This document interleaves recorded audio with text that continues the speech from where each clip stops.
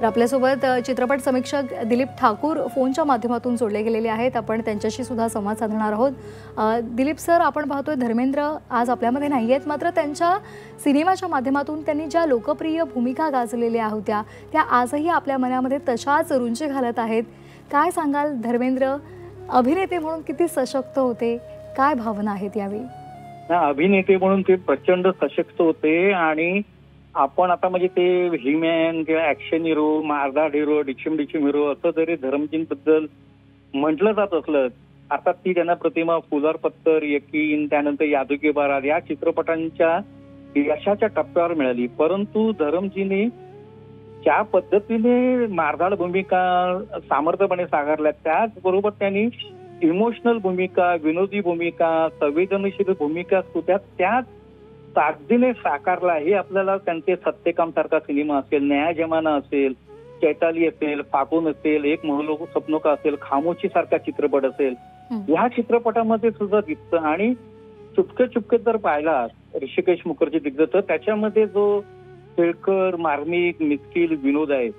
म्हणजे धर्मेंद्रची जी रेंज इतकी जबरदस्त आहे ना की दुलाल गोवा दिग्दर्शित प्रतिज्ञामध्ये मै जट्ट यमला पगला दिवाना हे जे गाणं आहे त्याच्यात त्यांनी जो डान्स केलेला आहे, त्याच्यामध्ये आपण असं बघतो की तो त्याचा किस्सा असा आहे की डान्स डायरेक्टरने त्यांना ज्या स्टेप सांगितल्या त्या त्यांना त्या आवडल्या नाही, त्यामुळे त्यांनी स्वतः आपल्या पद्धतीने नाट्य ठरवलं आणि तो डान्स का आवडला मला आजही आठवते. कारजेच्या गंगा थिएटरमध्ये मी तो सिनेमा बघायला गेलो आणि हे गाणं सुरू होता, पब्लिक जो टाळ्या शिट्याचा तो पिसाट केला, ती धर्मेंद्रला असलेली दाद होती. पण नुसतं धर्मेंद्र पडद्यावरच झालं, परंतु मी 2-3 वेगळ्या आठवणी सांगतो. 90च्या दशकातली गोष्ट आहे. बिंदा ठाकरे निर्मित अग्निसाक्षी सिनेमा, ज्याचं पार्थो घोष दिग्दर्शन केलं. नाना पाटेकर आणि जॅकी श्रॉफची भूमिका होती. आणि 1 वर्षानंतर स्मिता ठाकरे निर्मित सपूत सिनेमा, या दोन्ही चित्रपटाच्या मुहूर्तांना बाळासाहेब आणि धर्मेंद्र या दोघांना एकत्र पाहण्याचा, ऐकण्याचा, अनुभवण्याचा योग आला. आणि धर्मेंद्रच्या हस्ते अशा अनेक इतर चित्रपटांचे मुहूर्त झालेले आहेत, व्हायचे. कारण धर्मेंद्र हे इतरांना सहकार्य करण्यासाठी ओळखले जायचे. हिचं काय चोकलीसारख्या मराठी चित्रपटामध्ये सुद्धा त्यांनी भूमिका केली. हेमंत कदम हे चांदिवली स्टुडिओचे चालक मालक होते, त्यांचाच तो चित्रपट. आणि विक्रम गोखलेंसोबत त्यांनी सर्जा निघाला हे घोडागाडीतलं गाणं शोलेला 50 वर्ष झाल्याच्या निमित्ताने काही महिन्यापूर्वी जून जुलैमध्येच मी धरमजींना त्यांच्या जुहूच्या बंगल्यावर भेटलो. त्याला त्यांना मी शोलेचं तिकीट, शोलेचे फोटो, इथं काय चुकलं ते फोटो दाखवलं. त्यावेळेला त्याच्यावर ते म्हणाले होते की तस्वीरे बोलती. हे जे त्यांचं वैशिष्ट्य होतं ते सांगायला पाहिजे. आणि अजून एक वेगळं वैशिष्ट्य असं आहे की धर्मेंद्रांना एक वेगळी चांगली सवय होती. आपलं दिवसभरातलं चित्रीकरण संपल्यानंतर ते ज्या वेळेला बाहेर पडायचे त्यावेळेला त्यांच्या गाडीची खिडकी उघडी असायची आणि एखाद्या तरी कामगाराला सगळं बोलून ते पैसे द्यायचे. ही जी त्यांची माणुसकी आणि चांगुलपणा होती, ही गोष्ट वैशिष्ट्यपूर्ण आहे. कारण ते फिल्मी कधीच वागले नाहीत, ना आम्हा पत्रकारांशी वागले, ना चित्रपट सृष्टीतील कामगारांशी वागले. इतकंच नव्हे तर 60च्या दशकात म्हणजे सुरुवातीच्या काळात त्यांना त्या निर्माता दिग्दर्शकांबरोबर सोबत त्यांनी शेवटपर्यंत काम केलं. म्हणजे अर्जुन इंगोरानी यांचा दिल भी तेरा हम भी तेरा 60 सालचा सिनेमा आहे. त्यांच्या चित्रपटात त्यांना पहिली संधी मिळाली. त्यानंतर अर्जुन इंगोरांचा कुठलाही सिनेमा आपण काढून बघावा, प्रत्येक चित्रपटामध्ये धरमजींना आपण पाहिलेलं आहे. आणि धरमजींचं आणि मराठी कनेक्शन तर इतकं सांगता येईल. जर आपण कहाणी किस्मत की सिनेमा पाहिला तर अर्जुन इंगोरानीचाच सिनेमा आहे.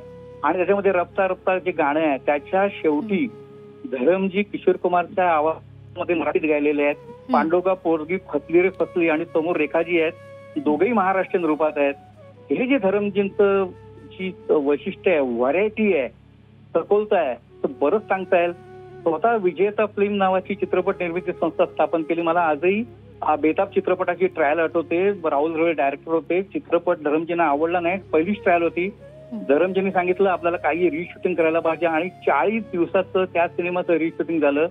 धरमजींचं असं म्हणणं होतं, फिल्मे दिल से बनती है पैसे से नाही.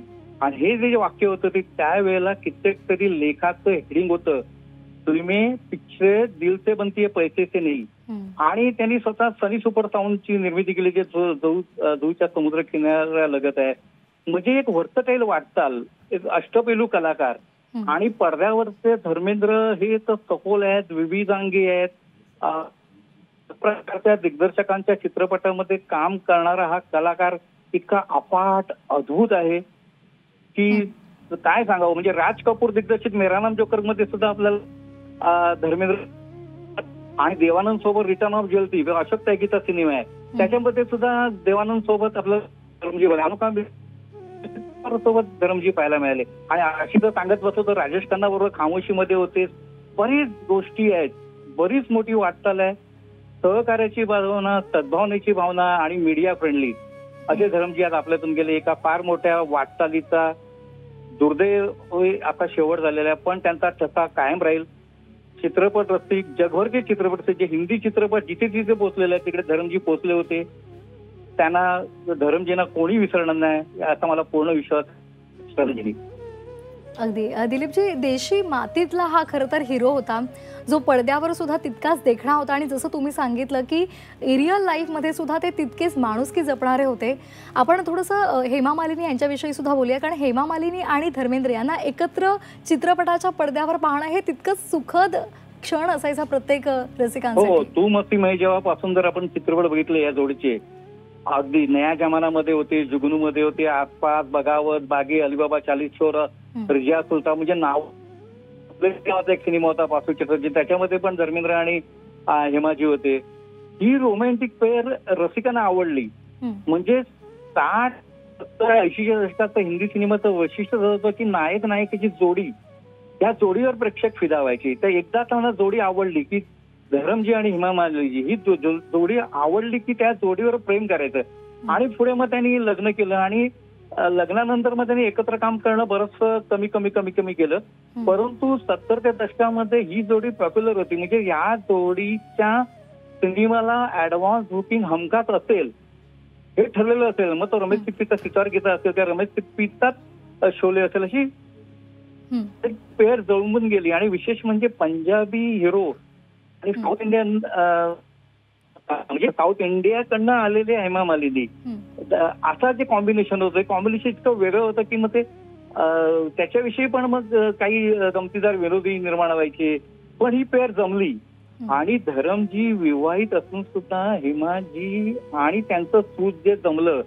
आणि त्यावेळेला कॉस्ट्यूम मॅगझिन मधनं जे की जया चक्रवर्ती जिचे हेमाजींच्या आई आहेत, त्यांना सुरुवातीला हा रिश्ता पसंत नव्हता. हे म्हणजे कॉस्ट्यूम मॅगझिन मधलं जे नंतर म्हटलं जायचं ते धरमजींनी स्वीकारलं, हेमाजींनी स्वीकारलं, त्यांच्या चाहत्यांनी देखील स्वीकारलं. परंतु कॉस्ट्यूम मॅगझिन मधनं धरमजींबद्दल जे काही त्यावेळेला मला आधी आठवते 77-78 ह्या सालामध्ये इतकं काय काय लिहिलं गेलेलं, ते एकदा धरमजींचा तो कंट्रोल सुटला आणि मुंबईमध्ये बंगाल पूरग्रस्तांसाठी निघालेल्या मदत फेरीचं शेवट टप्प्यावर झाला महालक्ष्मीला.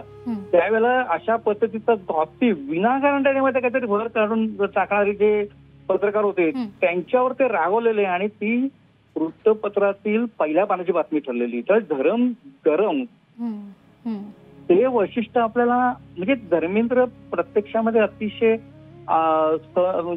अतिशय सहकार्य करणारे, संवेदनशील असे, परंतु कुठेतरी माणसाचा कंट्रोल सुटणारच आणि तो त्यावेळेला सुटला गेला आणि त्याची जी बातमी झाली असं सांगितलं आहे. अगदी धन्यवाद. आपण आपल्या भावना आमच्याशी व्यक्त केल्या त्याबद्दल. तर दिलीप ठाकूर चित्रपट समीक्षक आपल्यासोबत होते आणि त्यांनी भावना व्यक्त केलेल्या आहेत आणि शोकसंवेदना सुद्धा व्यक्त केलेल्या आहेत.